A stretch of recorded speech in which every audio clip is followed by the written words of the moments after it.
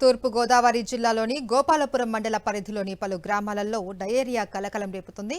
వాంతులు, విరేచనాలతో బాధపడుతూ పలువురు సామాజిక ఆరోగ్య కేంద్రానికి క్యూ కడుతున్నారు.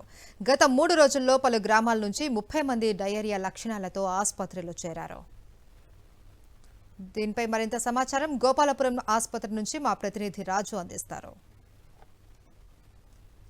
గోపాలపురం మండలానికి సంబంధించి కూడా డయేరియా బారిన పడినటువంటి ఎవరైతే పేషెంట్లు ఉన్నారో వారందరికీ కూడా ఉన్నటువంటి ప్రాథమిక ఆరోగ్య కేంద్రం ఏదైతే ఉందో గోపాలపురంకి సంబంధించినటువంటి డాక్టర్లు కూడా చికిత్స అంటున్నారు. వారితో మాట్లాడే ప్రయత్నిద్దాం. సార్ చెప్పండి, ఇప్పటికి సంబంధించి ఏ గ్రామాల నుంచి కేసులు నమోదవుతున్నాయి, ఎన్ని గ్రామాల నుంచి ఇక్కడ ప్రజలు వచ్చారు, ఎలా ఉంది సిమ్టమ్స్? మన దగ్గరికి ఇప్పటికి గోపాలపురం లోకల్ ఏరియాల నుంచి కానీ, లేదంటే ఇక్కడ తిరుగుడుమెట్ట అనే ఊరు కానీ, లేదంటే పెద్దగూడెము, చిట్యాల, వేల్చింతలగూడెము ఇలాగా ఊర్ల నుంచి వచ్చారండి.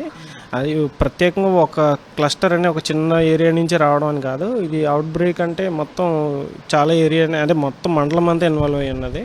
అయితే మన దగ్గరికి వచ్చిన పేషెంట్స్ అందరూ కూడా వాంతులు, విరేచనాలు, కడుపులో నొప్పి అలా చెప్తున్నారు. అయితే వచ్చినప్పుడు మనం ఫస్ట్ ఇనీషియల్గానే ముందుగానే వచ్చి బీపీ అన్ని వైటల్స్ చూసుకోవడము, దాని తర్వాత వెంటనే తగిన ట్రీట్మెంట్ ఫస్ట్ ఇనీషియల్గా స్టార్ట్ చేసేసుకోవడము, తర్వాత సెలైన్ల ద్వారా కానీ అన్నీ చూసుకుని వాళ్ళకి ఎటువంటి ఇబ్బంది లేకుండా చూసుకుని మనము ట్రీట్మెంట్ చేసుకుంటున్నాము, రికవర్ చేస్తున్నాము. 35 పేషెంట్స్ వరకు వచ్చారండి. దాంట్లో 25 మెంబర్స్ దగ్గర రికవర్ అయ్యారు, ఇంటికి వెళ్ళిపోయారండి. మిగతా వాళ్ళు ఉన్నారు, ఇంకా కొంతమంది ఒకరిద్దరు వస్తూ ఉన్నారు పేషెంట్స్. వచ్చిన ప్రతి ఒక్కరికి చేసుకుంటున్నాము. అయితే ఎక్కువగా గోపాలపురం లోకల్ ఏరియా నుంచి కొంచెం ఎక్కువగా కేసులు కనిపించినాయండి. అదేవిధంగా పెద్దగూడెము, చిట్యాల, వేల్చంద్రగూడెం ఏరియాస్ నుంచి కొంచెం కేసెస్ కనిపించినాయండి. మనమైతే ఇక్కడ క్లినికల్గా ఇదంతా ఇక్కడ పేషెంట్స్ని ఇక్కడ ట్రీట్మెంట్ చేస్తున్నాము. అయితే మనము PHC concern area PHC medical ఆఫీసర్కి ఇన్ఫర్మేషన్ ఇచ్చాము. అదేవిధంగా డిఎంఎన్హెచ్ఓ గారు కూడా తెలిసింది. వాళ్ళు అక్కడ లోకల్గా టీమ్స్ ఫామ్ చేసుకోవడము, హౌస్ హోల్డ్ సర్వీస్ చేయడము, ఒక 2 to 3 టీమ్స్ ఫామ్ చేసుకున్నారు.